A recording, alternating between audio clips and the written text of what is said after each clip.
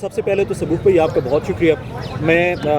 D T M کے plate form سے آپ کا شکریہ ادا کرتا ہوں کہ آپ نے ہمیں ٹائم دیا. یہ بتائیں, آپ یہاں الیکشن ہے نیشنل پریس کلب کے, اس میں ووٹ کاسٹ کرنے آئے ہیں, تو کیسے دیکھتے ہیں کہ ایک طرف جو ہے وہ چھوٹی باڈیز جو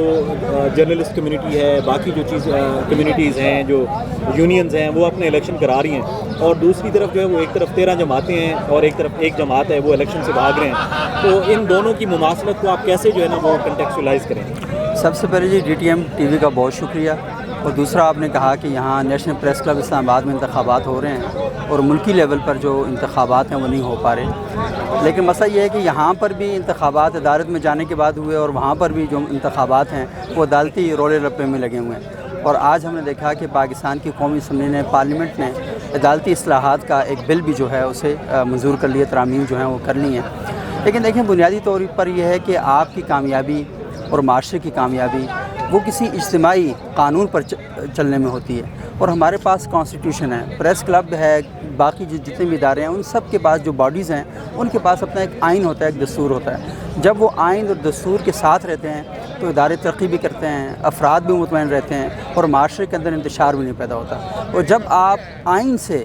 ادھر ادھر ہوتے ہیں اور نظریہ ضرورت لے کر آتے ہیں تو پھر اس کی وجہ سے بہت سے پرابلم اور پریشانیاں جو ہیں وہ معاشرے کو دیکھنا پڑتی ہیں. اس وقت مجموعی طور پر پاکستان کو اگر آپ دیکھیں تو ہمیں ہر طبقہ اور ہر شعبہ فیل ہوتا ہوا دکھائی دے رہا ہے. میں مجموعی طور پر خدا نخواستہ یہ بات تو نہیں کہتا کہ پاکستان ایک فیلڈ ریاست کے طور پر سامنے آ رہا ہے, لیکن ہم یہ دیکھ رہے ہیں کہ سپریم کورٹ بحران کا شکار ہے, اسٹیبلشمنٹ بحران کا شکار ہے, پارلیمنٹ بحران کا شکار ہے, پی ڈی ایم بحران کا شکار ہے, تحریک انصاف بحران کا شکار ہے. اور مجموعی طور پر دیکھا جائے تو یہ پوری سوسائٹی کا ایک عکس ہے کہ پوری سوسائٹی بحرانوں کا شکار ہے. تو اس سارے جو عمل ہے جتنا بھی ہو رہا ہے, پیچیدگی پائی جا رہی ہے, اس کا جو انتہا ہے وہ کیا ہے, اور اس کی جو بہتری ہے اس کی سمت وہ کیسے ہو سکتی ہے؟ وہ صرف اس وجہ سے ہو سکتی ہے کہ آپ جو آئین ہے, جو ایک متفقہ دستاویز ہے, اس کے مطابق عمل کریں, پارلیمنٹ کو عزت دیں, اور پارلیمنٹ کے اندر جو کچھ بھی ہو رہا ہے وہ اچھا ہے یا برا ہے اس کا احتساب پاکستان کے شہری کریں گے. لیکن یہ نا کہ جب آپ آئین کے مطابق چلیں گے تو میرا خیال ہے بہت سے گلے اور بہت سے شکوے جو ہیں وہ ختم ہو جائیں گے.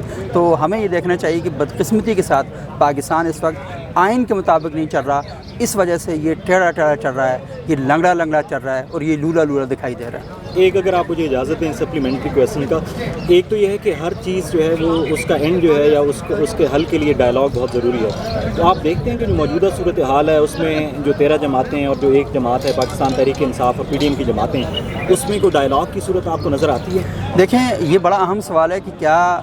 یہ جماعتیں ڈائلاگ, یہ پوری قوم کو کہتی ہیں, سیاسی جماعتوں کا کام ہی ڈائلاگ کرنا ہوتا ہے, انہیں معاشرے کے اندر مکالمہ ہی کرنا ہوتا ہے. لیکن بدقسمتی کے ساتھ یہاں پر ڈائلاگ تو نہیں ہو رہا, یہاں تو آڈیو لیکس آ رہی ہیں, یہاں تو ویڈیو لیکس آ رہی ہیں, یہاں تو ایک دوسرے کو ننگا کر کے جشن منایا جاتا ہے, یہاں پر تو ایک دوسرے کے ساتھ غلیظ گفتگو جو ہے اسے اوپن کیا جا رہا ہے. اور بدقسمتی یہ ہے کہ پارلیمنٹ کا فورم, جسے انتہائی مقدس فورم سمجھا جاتا تھا, وہاں پر اس قسم کی گفتگو ہو رہی ہے کہ وہ گفتگو نائی کے تھڑے پر اور ڈھابے پر بھی نہیں ہوتی, اور وہاں پر بھی بہت اچھا اور صحت مند مکالمہ ہوتا ہے. اور بدقسمتی کے ساتھ وہ لوگ جنہیں ہم اپنے بچوں کے سامنے اپنا ہیرو بنا کر پیش کرتے ہیں, ان کی زبانیں وہ زہر اور وہ غلیظ گفتگو کر رہی ہیں کہ معاشرے کے اندر مکالمہ جو ہے ایک مذاق بن چکا ہے. اور یہ مکالمہ نہیں, یہ مغالمہ ہو رہا ہے, یعنی گالم گلوچ سے ایک دوسرے کے خیالات کا اور جذبات کا جو اظہار ہے وہ کیا جا رہا ہے. تو اصل چیز تو یہی ہے کہ ہم سب کو بالآخر بیٹھنا پڑے گا. دنیا کی جتنی بھی بڑی قوتیں ہیں, جتنی جنگیں ہوئی ہیں, آخر میں انہیں ٹیبل پہ بیٹھنا پڑا. بیوقوف میں اور ذہین میں ایک ہی فرق ہوتا ہے, جو ذہین ہوتا ہے وہ جنگ میں جانے سے پہلے ڈائلاگ کے ٹیبل پر بیٹھتا ہے, اور بیوقوف جنگ کر کے اپنا نقصان کروانے کے بعد ڈائلاگ کے ٹیبل پر رہتا ہے. ایک آخری سوال, چونکہ آج نیشنل پریس کلب کے جو ہے وہ الیکشن ہو رہے ہیں اور یہاں جتنے بھی لوگ مجھ سمیت جو ہیں وہ میڈیا سے وابستہ ہیں, موجودہ صورتحال میں حالات کو بگاڑنے میں یا حالات کو سنوارنے میں آپ میڈیا کا کیا رول ہے؟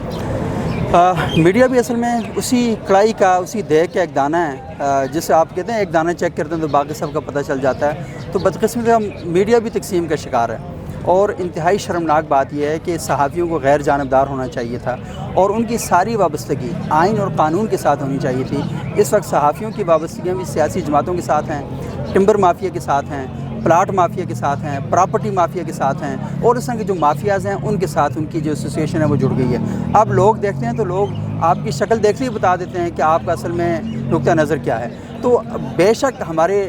ذاتی پسند ناپسند ہوتی ہے, لیکن مجھے جو جرنلزم سکھائی گئی تھی اس میں مجھے بتایا گیا تھا کہ آپ کا زبان سے کوئی ایسا حرف نہ نکلے اور آپ کے قلم سے کوئی ایسا لفظ نہ لکھنے پائے کہ جس کی وجہ سے یہ شعور ہو کہ آپ باعث ہیں، آپ جانبدار ہیں، آپ کا ٹلٹ کسی جماعت، کسی فرقے، کسی نظریے کی طرف ہے۔ ہم تو غیر جانبدار ہیں، اور سوسائٹی ہم پر اعتماد کیوں کرتی ہے؟ اسی وجہ سے کرتی ہے کہ ہم غیر جانبدار ہو رہتے ہیں، ہم لوگوں تک ڈھونڈ کے معلومات فراہم کرتے ہیں، ہم سوسائٹی میں جو غلط ہو رہا ہے اس کو لوگوں کو دکھاتے ہیں، ہم آئین اور قانون کی خلاف ورزی کو اوپن کرتے ہیں۔ تو ہمارا یہ کام تھا، ہم نے یہ سارے کام چھوڑ کر کچھ اور کام پکڑ لیے ہیں، اور وہ کام معذرت کے ساتھ میں لفظ نہیں کہہ سکتا، وہ ان لوگوں کے نہیں ہیں، صحافیوں کے نہیں ہونے چاہیے۔ سبق بھائی آپ کا بہت شکریہ، بہت شکریہ آپ کا، بہت شکریہ، تھینک یو۔